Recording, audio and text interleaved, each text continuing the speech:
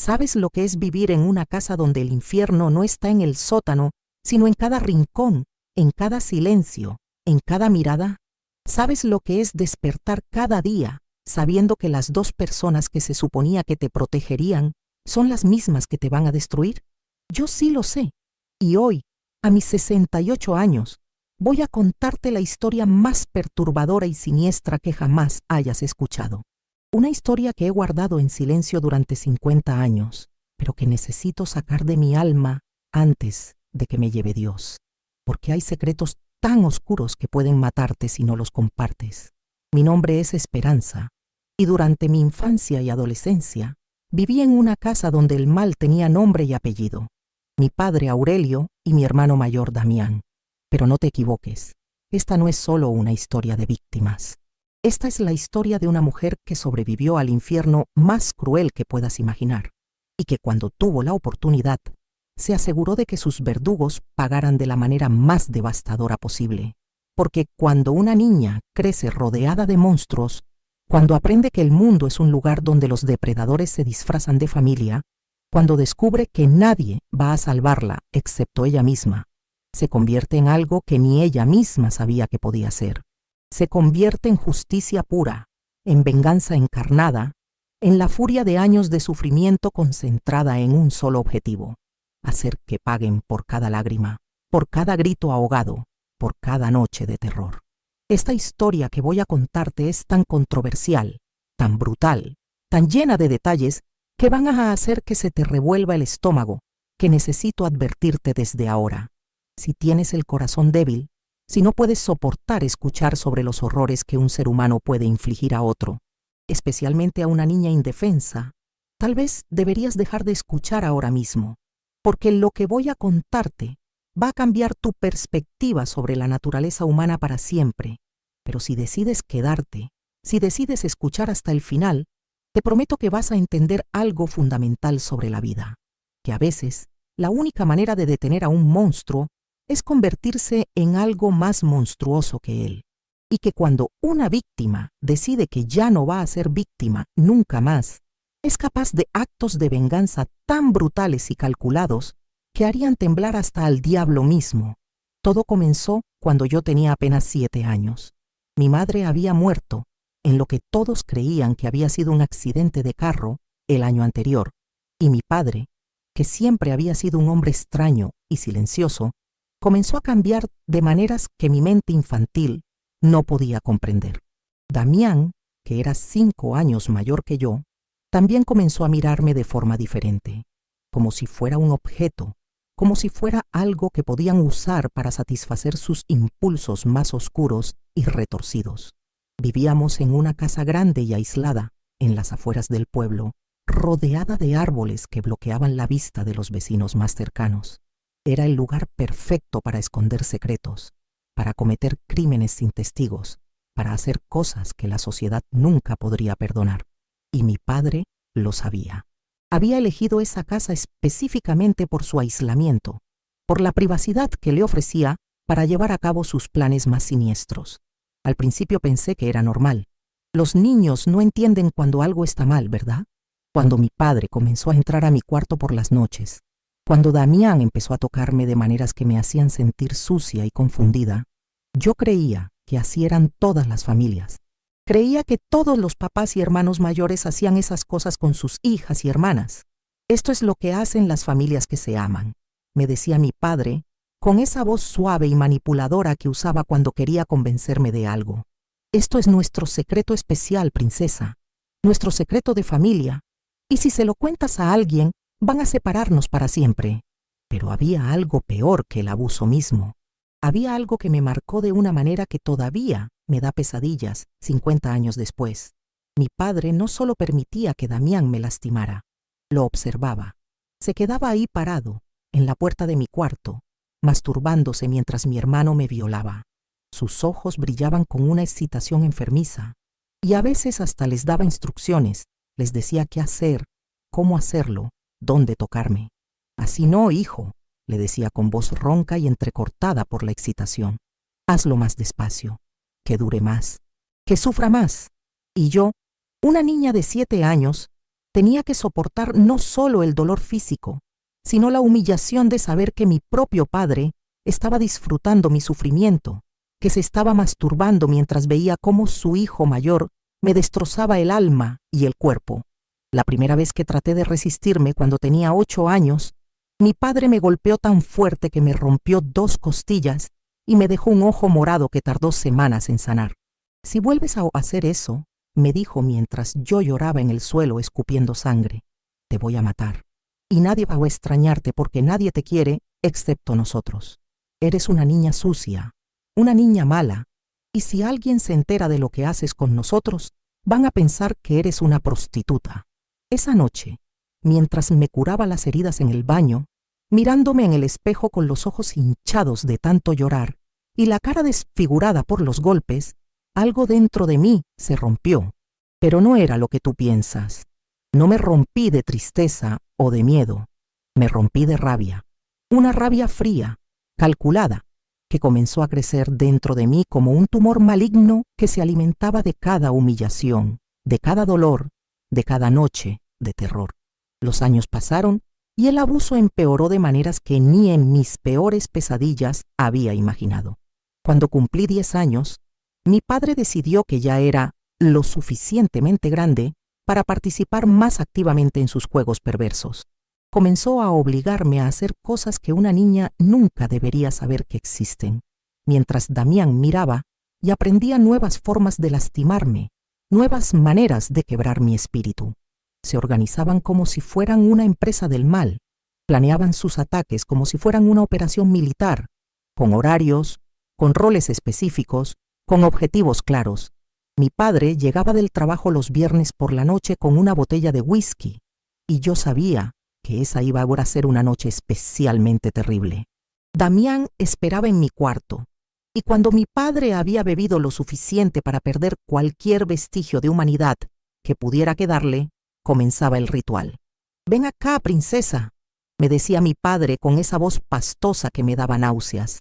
«Es hora de que demuestres cuánto nos amas. Es hora de que pagues por la comida que comes, por la ropa que usas, por el techo que tienes sobre tu cabeza».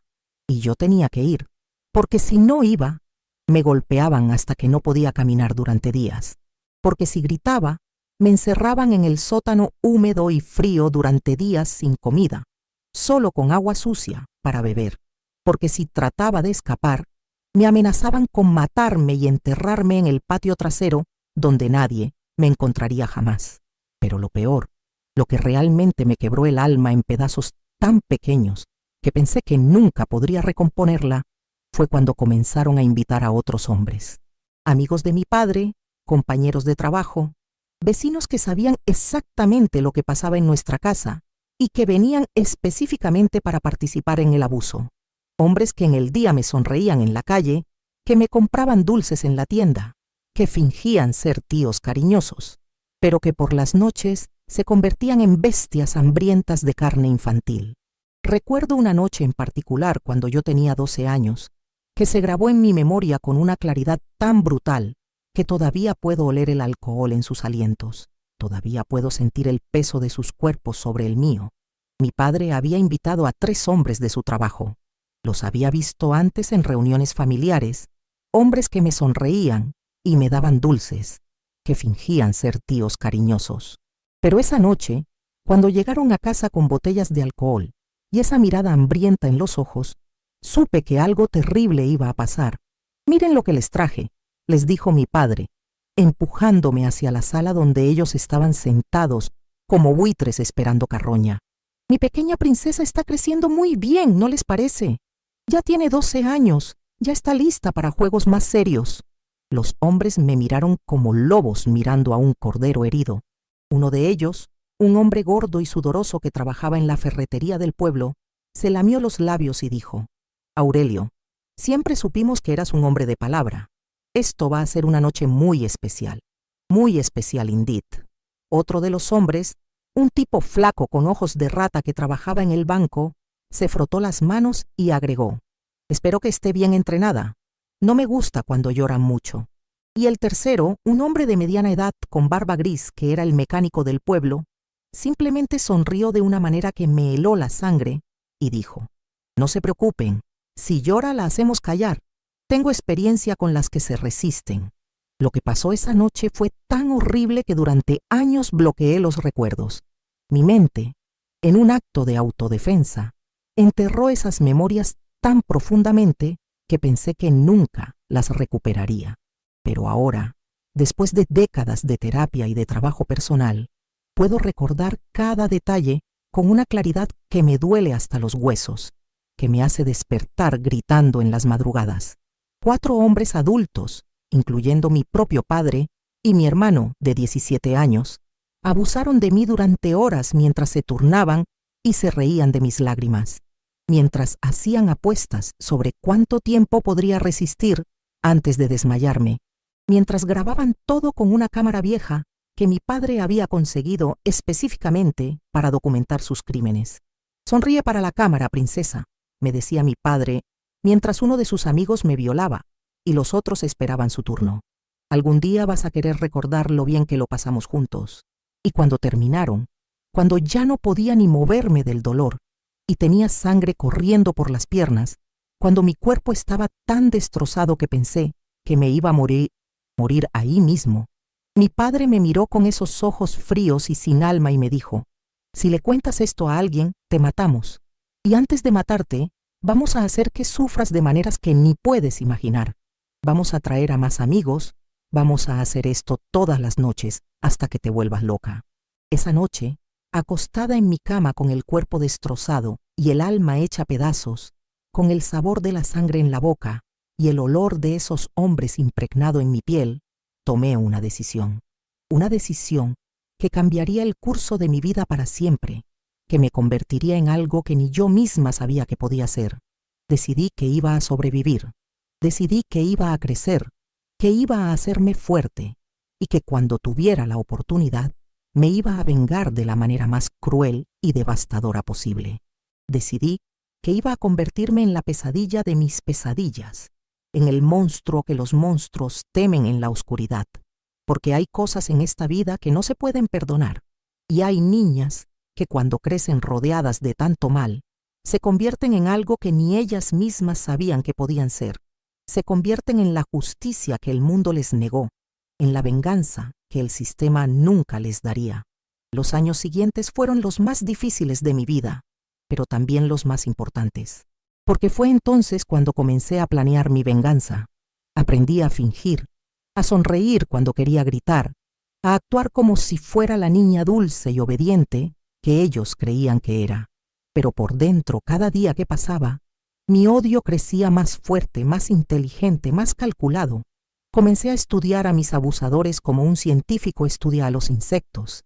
Aprendí sus rutinas, sus debilidades, sus miedos. Descubrí que mi padre tenía terror a las arañas, que Damián era claustrofóbico, que todos ellos tenían secretos que no querían que salieran a la luz.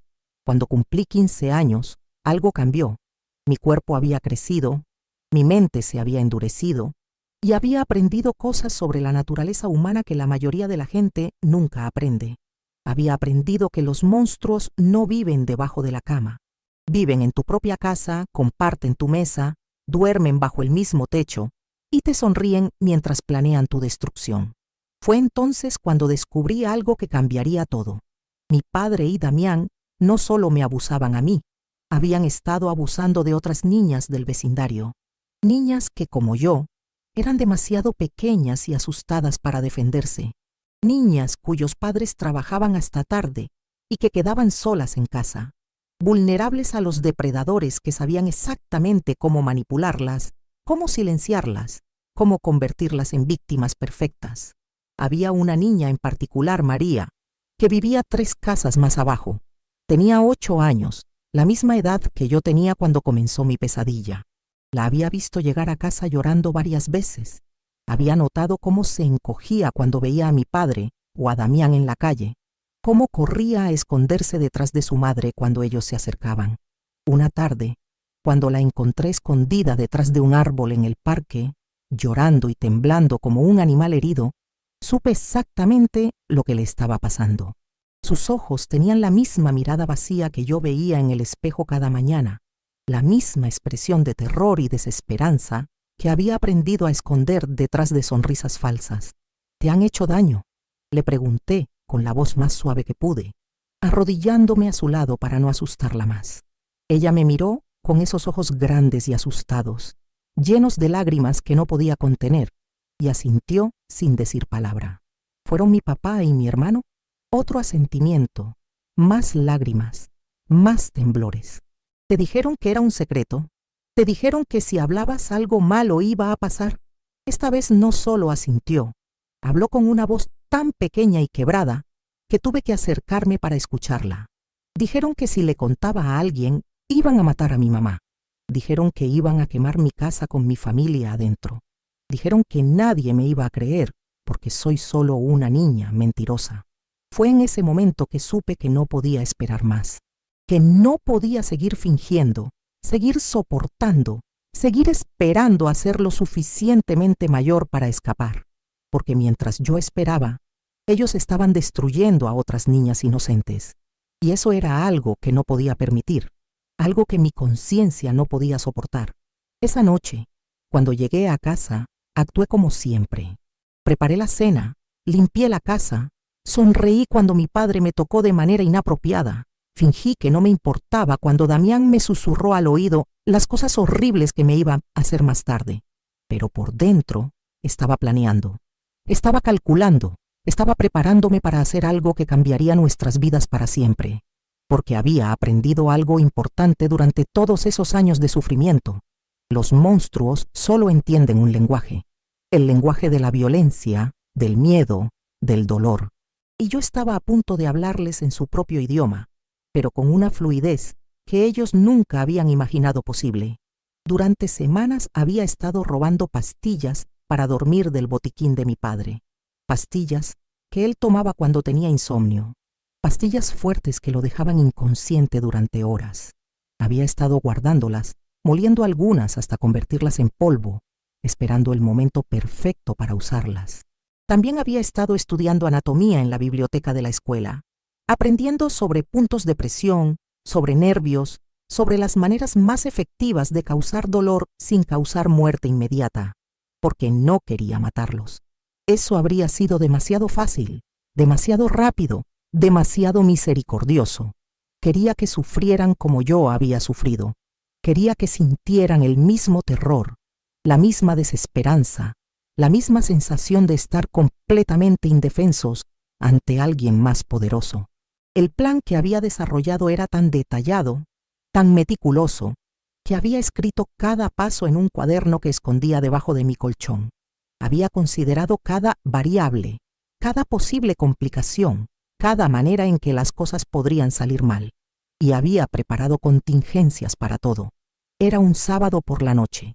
Mi padre había estado bebiendo más de lo usual, y Damián había invitado a 2 de sus amigos de la escuela.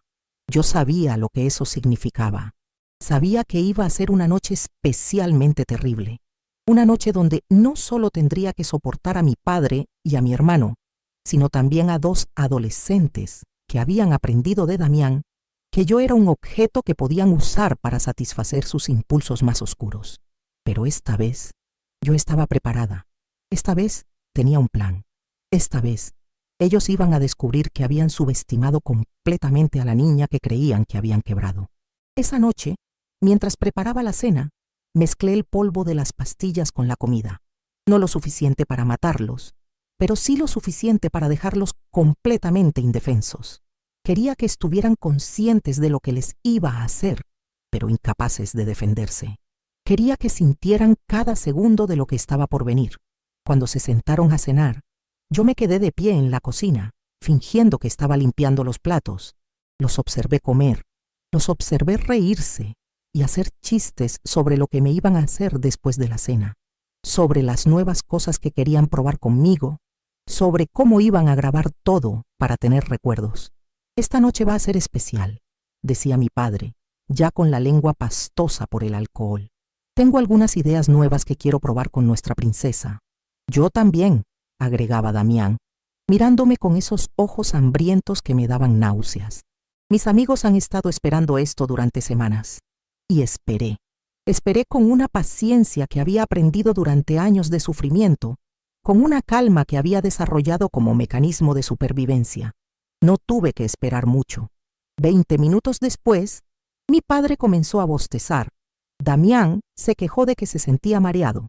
Los amigos de Damián dijeron que se sentían extraños, como si hubieran bebido demasiado, aunque apenas habían tomado una cerveza cada uno. «¿Qué nos hiciste?», me preguntó mi padre cuando se dio cuenta de que algo estaba mal, cuando vio que sus manos temblaban y que no podía enfocar la vista correctamente. «Lo mismo que ustedes me han estado haciendo a mí durante 8 años», le respondí con una calma que me sorprendió a mí misma. «Los drogué, pero no se preocupen, no van a morir. Todavía no». Sus ojos se llenaron de pánico, pero ya era demasiado tarde.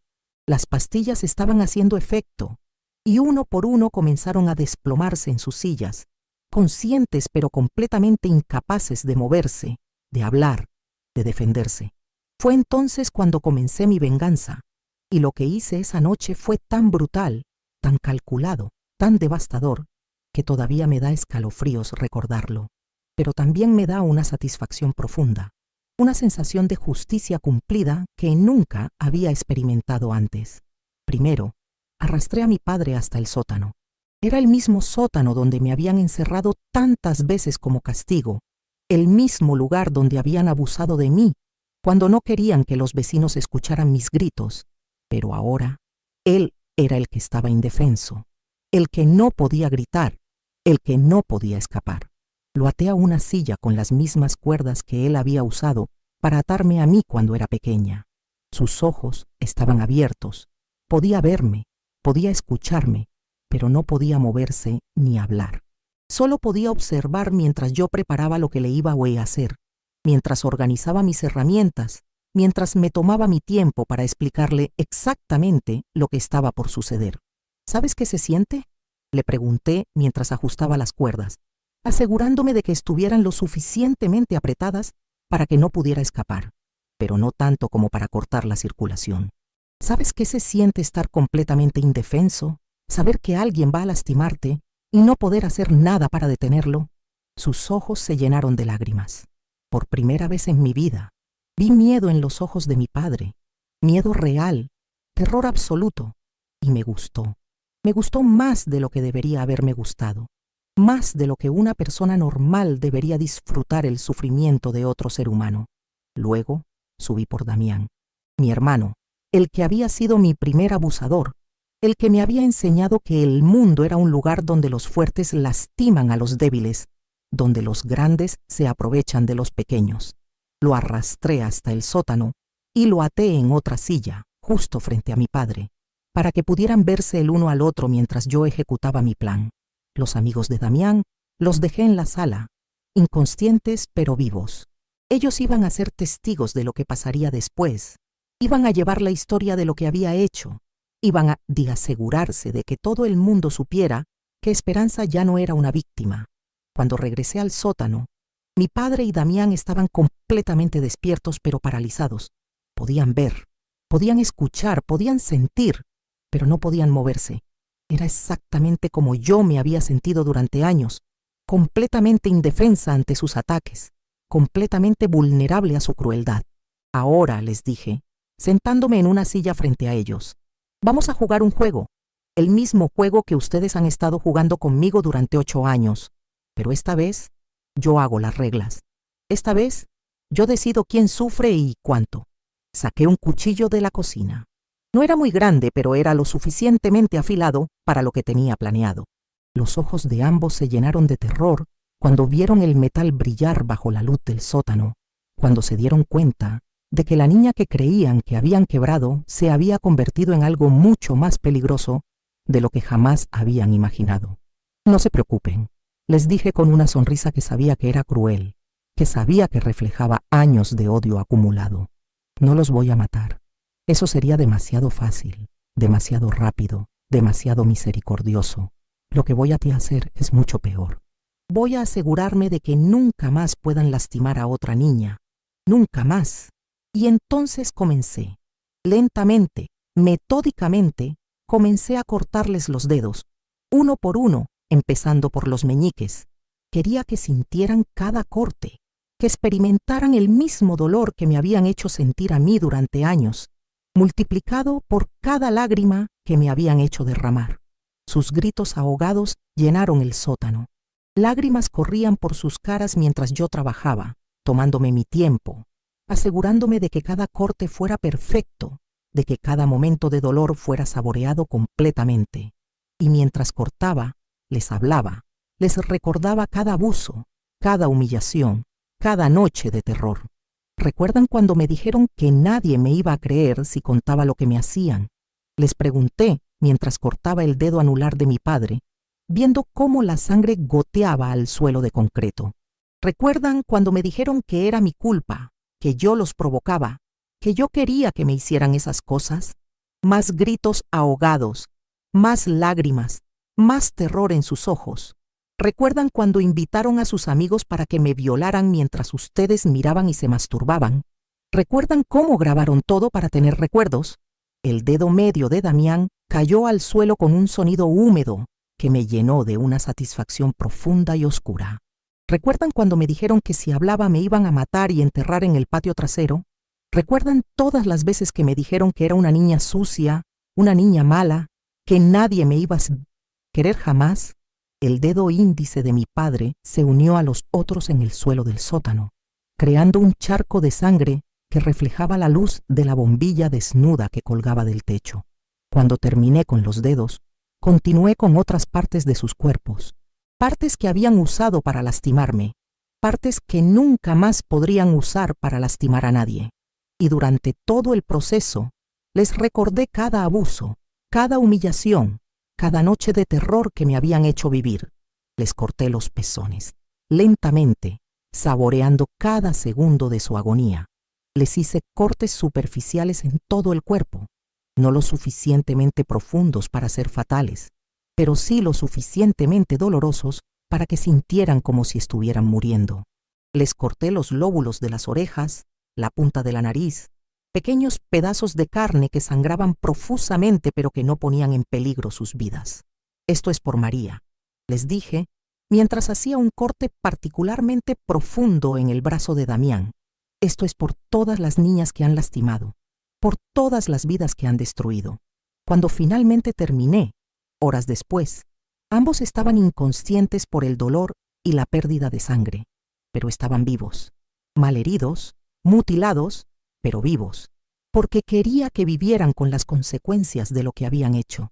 Quería que cada día de sus vidas fuera un recordatorio de que las víctimas a veces se convierten en verdugos, de que la justicia a veces viene de las manos más inesperadas. Llamé a la policía yo misma. Cuando llegaron, encontraron a mi padre y a Damián en el sótano, y a los dos amigos de Damián en la sala, todavía drogados pero comenzando a despertar. Les conté todo. Cada abuso, cada violación, cada noche de terror. Y esta vez me creyeron, porque tenía evidencia. Durante años había estado guardando ropa manchada, había estado documentando las heridas cuando podía, había estado grabando conversaciones cuando tenía la oportunidad. Y ahora, finalmente, tenía la oportunidad de usar toda esa evidencia para asegurarme de que pagaran por sus crímenes. Pero lo más importante era que tenía testigos. Los amigos de Damián, cuando se dieron cuenta de que yo tenía evidencia de sus crímenes, cuando vieron lo que les había hecho a mi padre y a mi hermano, confesaron todo. Confesaron no solo los abusos contra mí, sino también contra otras niñas del vecindario, contra María y otras víctimas que habían estado sufriendo en silencio. Mi padre y Damián fueron arrestados, pero no por mucho tiempo. Las heridas que les había causado eran tan severas que tuvieron que ser hospitalizados durante meses. Y cuando finalmente salieron del hospital, eran hombres completamente diferentes. Hombres rotos, mutilados, que ya no podían lastimar a nadie, que necesitaban ayuda para las tareas más básicas de la vida diaria.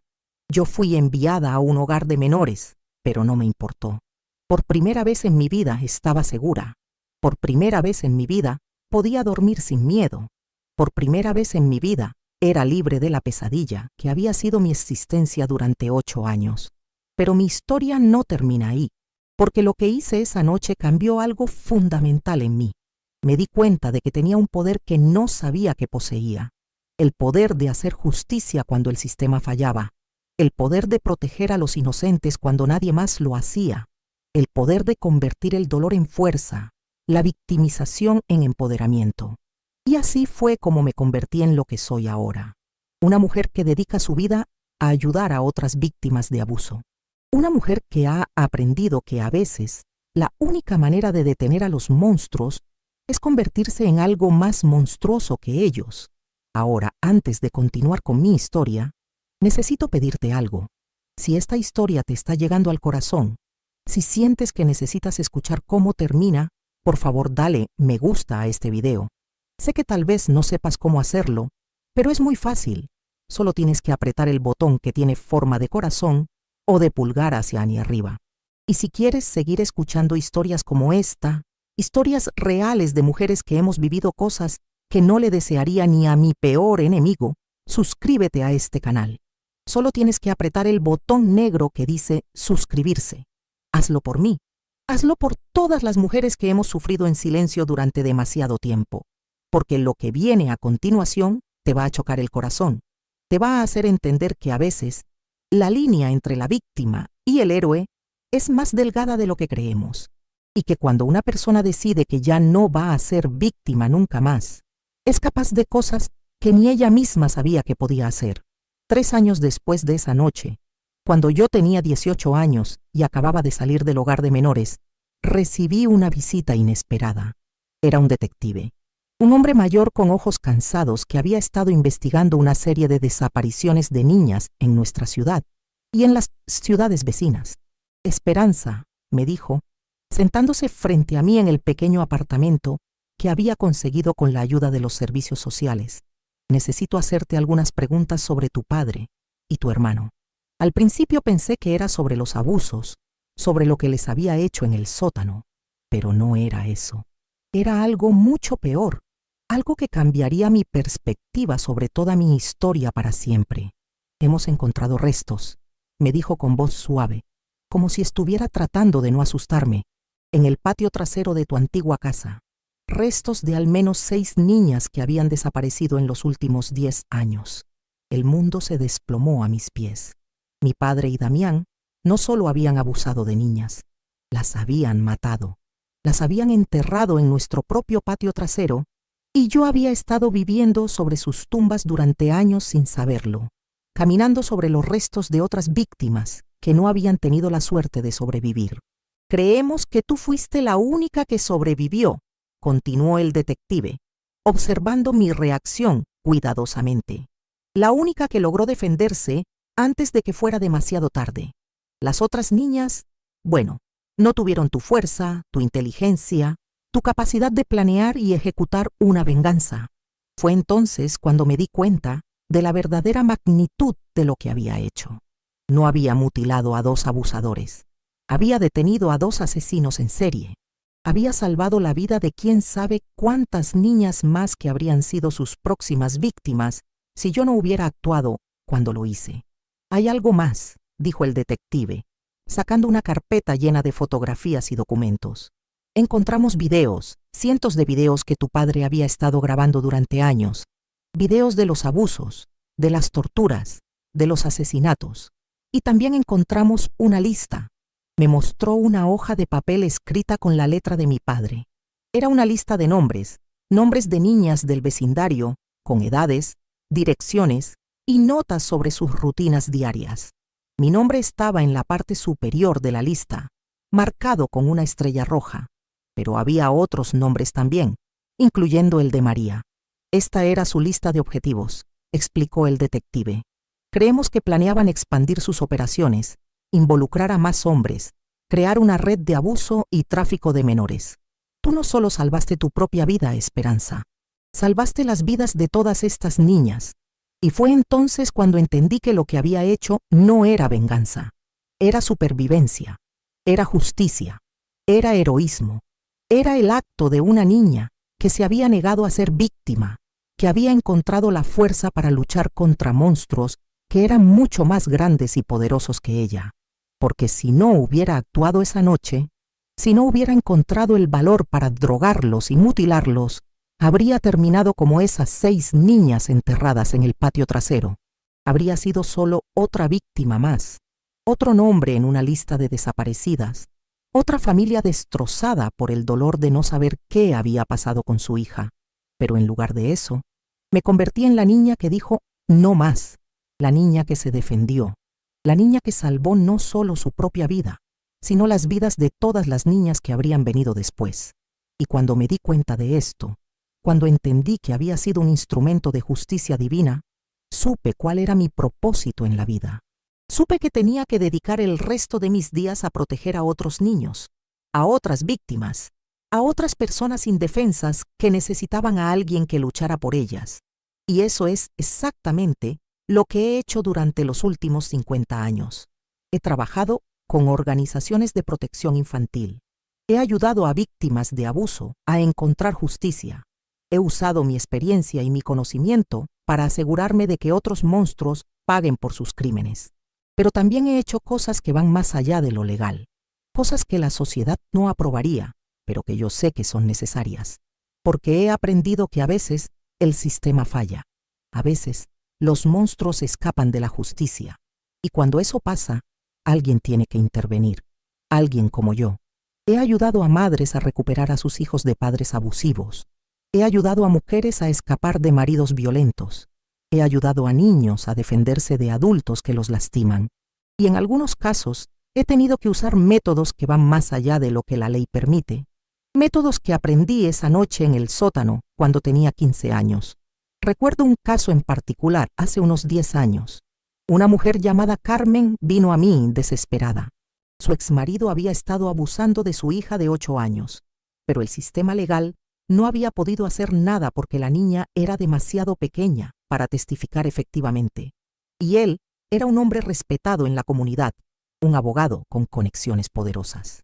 Por favor, me rogó Carmen con lágrimas en los ojos. Ayúdame, nadie más me cree, nadie más quiere ayudarme. Mi niña está sufriendo y yo no sé qué hacer. Esa noche visité al exmarido de Carmen. Usé las mismas técnicas que había usado con mi padre y mi hermano, pero refinadas por décadas de experiencia. Lo drogué, lo até y le expliqué exactamente lo que le iba a pasar si no dejaba de lastimar a su hija. No tuve que mutilarlo, solo tuve que mostrarle las herramientas, explicarle lo que había hecho antes, dejarle ver las fotografías de lo que les había pasado a otros hombres que habían cometido los mismos crímenes. Eso fue suficiente. Al día siguiente, él se mudó a otro estado. Nunca más volvió a contactar a su ex esposa o a su hija. Y la niña, con terapia y amor, pudo comenzar a sanar. Pero no me arrepiento, porque cada niño que he salvado, cada víctima que he ayudado, cada monstruo que he detenido, es una victoria contra el mal que una vez me consumió. ¿Soy una heroína o una villana? Eso lo decides tú. Pero lo que sí sé es que soy una superviviente, una mujer que se negó a ser víctima, que encontró la fuerza para luchar, que convirtió su dolor en poder. Mi padre murió 5 años después de esa noche. Murió solo, en un asilo, sin poder usar sus manos, sin poder caminar correctamente, sin poder hacer daño a nadie nunca más. Sus últimas palabras, según me contó una enfermera que lo cuidaba, fueron: Esperanza tenía razón. Esperanza siempre tuvo razón. Damián todavía vive, pero es un hombre roto que necesita ayuda para las tareas más básicas. Nunca se casó, nunca tuvo hijos, nunca tuvo la oportunidad de perpetuar el ciclo de abuso. Vive en una institución para personas con discapacidades, donde es cuidado por personal que no sabe la verdadera razón de su condición. ¿Me da pena? A veces, porque a pesar de todo, eran mi familia.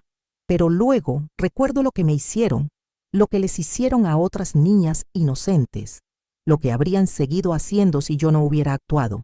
Y esa pena desaparece rápidamente. ¿Está mal lo que hice? Tal vez. ¿Me importa? No, porque he aprendido que en este mundo, la justicia no siempre viene de los tribunales o de la policía.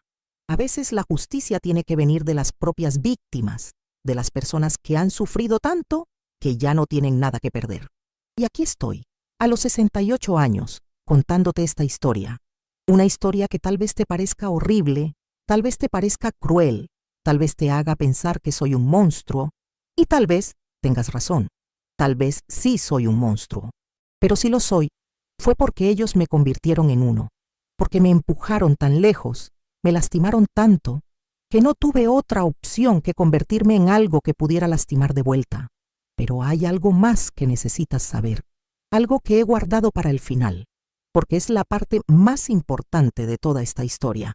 Después de esa noche, después de que mi padre y Damián fueran arrestados, después de que yo fuera enviada al hogar de menores, descubrí algo que cambió mi perspectiva sobre todo lo que había pasado. Descubrí que mi madre no había muerto en un accidente de carro como me habían dicho. Mi madre había sido asesinada por mi padre, porque ella había descubierto lo que él le estaba haciendo a una niña del vecindario y había amenazado con denunciarlo. Mi padre la había matado para proteger su secreto y luego había usado su muerte para justificar su comportamiento conmigo. Tu madre se fue y te dejó, me decía. Yo soy lo único que tienes. Tienes que hacer lo que yo diga. Tienes que ser agradecida por todo lo que hago por ti. Pero la verdad era que mi madre había muerto tratando de proteger a una niña inocente. Había muerto siendo una heroína. Y yo, sin saberlo, había vengado su muerte cuando mutilé a mi padre en ese sótano. Cuando me enteré de esto, a través de documentos policiales que conseguí años después, me di cuenta de que lo que había hecho no era solo venganza personal. Era justicia cósmica. Era el universo corrigiendo un error, usando mis manos como instrumento. Y fue entonces cuando supe que mi propósito en la vida era continuar el trabajo que mi madre había comenzado. Proteger a los inocentes. Hacer justicia cuando el sistema fallaba. Asegurarme de que los monstruos pagaran por sus crímenes. ¿Me arrepiento de lo que hice? No, ni por un segundo. Porque por primera vez en mi vida, después de años de ser víctima, me convertí en la heroína de mi propia historia. Me convertí en la justicia que el mundo me había negado. Y si eso me convierte en un monstruo, entonces que así sea, porque prefiero ser un monstruo que protege a los inocentes que una víctima que sufre en silencio. Pero hay algo más que necesito contarte antes de terminar. Algo que tal vez cambie tu perspectiva sobre toda esta historia. Algo que he guardado para el final porque es lo más controversial de todo. Resulta que después de esa noche, después de que mutilé a mi padre y a mi hermano, después de que fueran arrestados y yo fuera enviada al hogar de menores, no todo terminó como yo esperaba, porque 6 meses después, mientras yo estaba en el hogar tratando de reconstruir mi vida, recibí una carta de mi padre, escrita desde la prisión donde estaba cumpliendo su condena. En esa carta me decía algo que me heló la sangre. Me decía que él sabía que yo había disfrutado lo que les había hecho, que había visto la satisfacción en mis ojos mientras los mutilaba, que había reconocido en mí la misma oscuridad que él tenía, la misma capacidad para la crueldad. Eres igual que yo, decía la carta. Eres mi hija en todos los sentidos, y algún día, cuando tengas tu propia familia, vas a entender por qué hice lo que hice. Vas a entender que a veces el poder es lo único que importa. Al principio, rechacé esas palabras. Me dije a mí misma que él estaba tratando de manipularme, de hacerme sentir culpable, de convertirme en víctima una vez más. Pero con el tiempo comencé a preguntarme si tal vez tenía razón, porque la verdad es que sí había disfrutado mutilándolos. Había sentido una satisfacción profunda y oscura mientras los veía sufrir, mientras escuchaba sus gritos ahogados, mientras veía el terror en sus ojos. Y esa satisfacción no había desaparecido con el tiempo. Si algo, se había intensificado. Y cuando comencé a ayudar a otras víctimas, cuando comencé a usar métodos violentos para detener a otros abusadores, me di cuenta de que no lo hacía solo por justicia. Lo hacía porque me gustaba, porque disfrutaba el poder, la sensación de control, la capacidad de hacer que otros sufrieran como yo había sufrido. ¿Eso me convierte en una monstruo? ¿Eso significa que mi padre tenía razón, que soy igual que él? No lo sé. Y la verdad es que ya no me importa, porque al final del día, lo que importa no son mis motivaciones, lo que importa son los resultados. Y los resultados son que he salvado vidas, he protegido a inocentes, he detenido a monstruos que habrían seguido lastimando a otros si yo no hubiera intervenido. Si eso me convierte en una villana, entonces que así sea. Porque prefiero ser una villana que salva vidas que una santa que permite que el mal prospere. Y si mi historia puede inspirar a una sola persona a defenderse, a una sola víctima a encontrar su voz, a un solo niño a decir no más, entonces todo lo que he pasado, todo lo que he hecho, habrá valido la pena. Porque al final del día, todos tenemos una elección. Podemos ser víctimas o podemos ser supervivientes. Podemos quedarnos callados o podemos alzar la voz. Podemos aceptar el abuso o podemos luchar contra él. Yo elegí luchar. Y aunque el precio fue alto, aunque tuve que convertirme en algo que nunca pensé que sería, no me arrepiento de mi elección, porque prefiero ser un monstruo libre que una víctima encadenada. Prefiero ser temida por los malvados que amada por los cobardes. Prefiero ser la pesadilla de los abusadores que el sueño roto de una niña indefensa. Y si tú también has sido víctima, si tú también has sufrido en silencio, si tú también has sentido que no tienes salida, quiero que sepas algo. Tienes más poder del que crees, tienes más fuerza de la que imaginas, y tienes el derecho, no, la obligación, de defenderte. No tienes que hacer lo que yo hice, no tienes que convertirte en lo que yo me convertí, pero sí tienes que encontrar tu propia manera de luchar, tu propia manera de sobrevivir, tu propia manera de convertir tu dolor en poder, porque eres más fuerte de lo que crees, y mereces una vida libre de miedo, libre de abuso, libre de monstruos que se disfrazan de familia. Pero también quiero que sepas algo más. Quiero que sepas que no todos los que luchan contra los monstruos lo hacen por razones puras. Algunos de nosotros lo hacemos porque hemos descubierto que tenemos una oscuridad dentro, una capacidad para la crueldad que nos asusta y nos emociona al mismo tiempo. Y tal vez eso esté bien. Tal vez el mundo necesita monstruos que luchen contra otros monstruos. Tal vez la única manera de detener el mal es con un mal mayor, más inteligente, más calculado. No lo sé, y la verdad es que ya no me importa saberlo. Lo que sí sé es que no me arrepiento de nada, ni de lo que me hicieron, porque me convirtió en quien soy, ni de lo que hice, porque salvó vidas, ni de lo que sigo haciendo, porque el mundo necesita a alguien que esté dispuesto a ensuciarse las manos para proteger a los inocentes. Y si eso me convierte en la villana de esta historia, entonces que así sea, porque prefiero ser una villana que hace la diferencia que una heroína que no hace nada. Ahora, si esta historia te ha llegado al corazón, si has sentido algo mientras la escuchabas, por favor dale me gusta a este video. Solo tienes que apretar el botón que tiene forma de corazón. Y si quieres seguir escuchando historias como esta, historias reales de mujeres que hemos vivido cosas que no le desearía ni a mi peor enemigo, suscríbete a este canal. Solo tienes que apretar el botón negro que dice suscribirse. Y si tú también has vivido algo similar, si también has sido lastimada por las personas que se suponía que te protegían, déjame un comentario. Cuéntame tu historia, porque tal vez, solo tal vez, pueda ayudarte a encontrar tu propia forma de justicia. Todos los días estamos aquí, esperándote con nuevos relatos que te van a dejar sin aliento. Historias de mujeres que decidieron que ya no iban a ser víctimas nunca más. Y perdón si este video ha sido muy largo, pero estas historias hay que contarlas al detalle. Necesitaba soltar todo esto ya. Necesitaba este desahogo. Gracias por acompañarme hasta el final, por escuchar la historia de una niña que se convirtió en la justicia que el mundo le negó. Porque al final del día, todos tenemos un límite. Y cuando alguien cruza ese límite, tiene que estar preparado para las consecuencias, sin importar lo que esas consecuencias puedan ser. Y yo no me arrepiento de nada, porque hice lo que tenía que hacer para sobrevivir. Hice lo que tenía que hacer para proteger a otros. Hice lo que tenía que hacer para asegurarme de que los monstruos pagaran por sus crímenes. Y si eso me convierte en un monstruo también, entonces que así sea. Porque prefiero ser un monstruo que protege a los inocentes que una santa que permite que el mal prospere. Esa es mi historia. Esa es mi verdad. Y esa es la razón por la que no me arrepiento de nada de lo que hice. Porque a veces, para detener a los monstruos, tienes que convertirte en algo peor que ellos. Y yo estaba dispuesta a pagar ese precio. ¿Y tú? ¿Estarías dispuesto a pagar ese precio para proteger a alguien que amas? ¿Estarías dispuesto a convertirte en el villano de la historia si eso significara salvar a los inocentes? Esa es la pregunta que te dejo. Esa es la pregunta que cada uno de nosotros tiene que responder cuando se enfrenta al mal verdadero.